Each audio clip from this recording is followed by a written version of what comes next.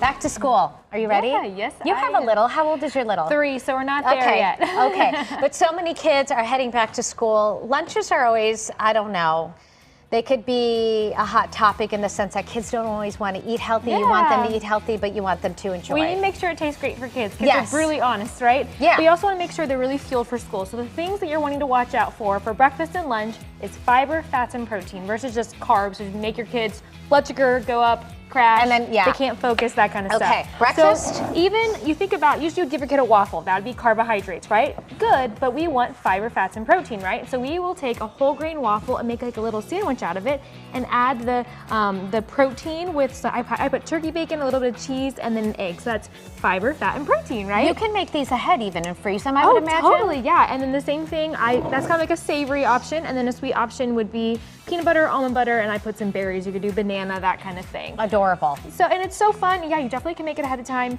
but it's just something the kids would like, but also fiber, fats, and protein. And that would be okay for a lunch as well, I think. I think so Yeah, too, like a peanut butter jelly sandwich type of thing. Totally, yeah, something different. Whole wheat muffins, Whole wheat English I love muffins, these. yes. Love and so these. instead of just a typical turkey sandwich, we're doing little English muffin pizza. So you can actually help me. We're gonna make them. So basically, I just toasted these up. My hands are clean, everyone. This can be your pizza too. Yeah. So you can put whatever toppings you want, but this is kind of fun for kids to help make their lunches.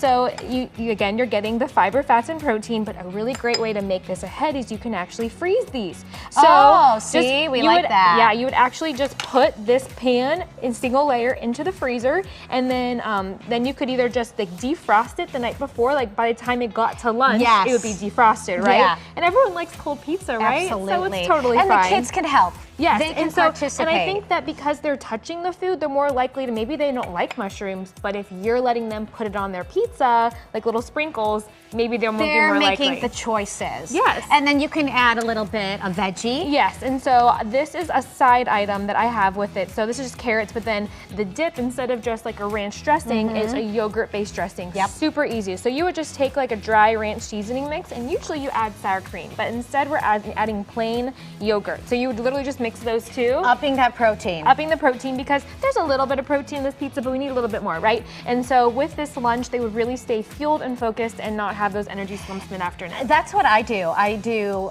the Greek dressing for like my dressing, Yes. Greek yogurt So, for dressings, for dips. If you made that like a big batch and put that in your refrigerator, if you ever wanted a ranch dressing, to add a little bit of milk, and now it's your ranch dressing. Absolutely. So super, super simple And ingredients. it's also really good with honey. Oh. I like the Greek yogurt with just a little bit of honey, and Well, sometimes I'll put instead, I will do peanut butter. I love this. So we're actually, just to make life easier, I have a vanilla, but a low sugar vanilla yogurt. You could just do plain yogurt and add, like honey and vanilla and that kind of thing.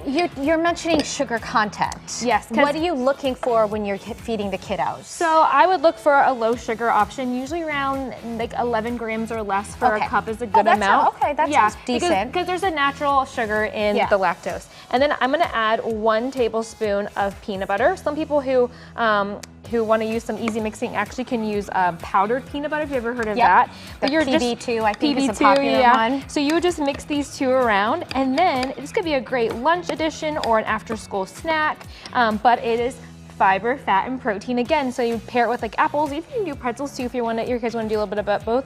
And so that could be even another thing to put in a lunch. If they're doing peanut butter and jelly, not tons of protein, but a little bit of yogurt could. Are you okay to do this with other types of nut butters? Yeah, so you could do sun butter if the child's school is nut free. But again, it's something that you can make ahead of time and then just have it for after school snacks or have it for lunches. And the kids can really help out with all of this. Yeah, all this was so simple, and I did that for a reason, so that the kids could get involved in their food, because that's the key for kiddos, is you want them to feel like they're making the choices and that they had the power in that. And the make ahead, so you're prepared. Right. How do people get a hold of you if they want to get some more ideas? So I'm the dietitian at the Village Health Clubs, and so they can just reach out. I work at all of them, and I love to just partner with families so they're really enjoying what they eat, but it happens also nourish their bodies and fuel their families. Well, I'm glad you're here because I'm hungry, so I'm going to have a snack.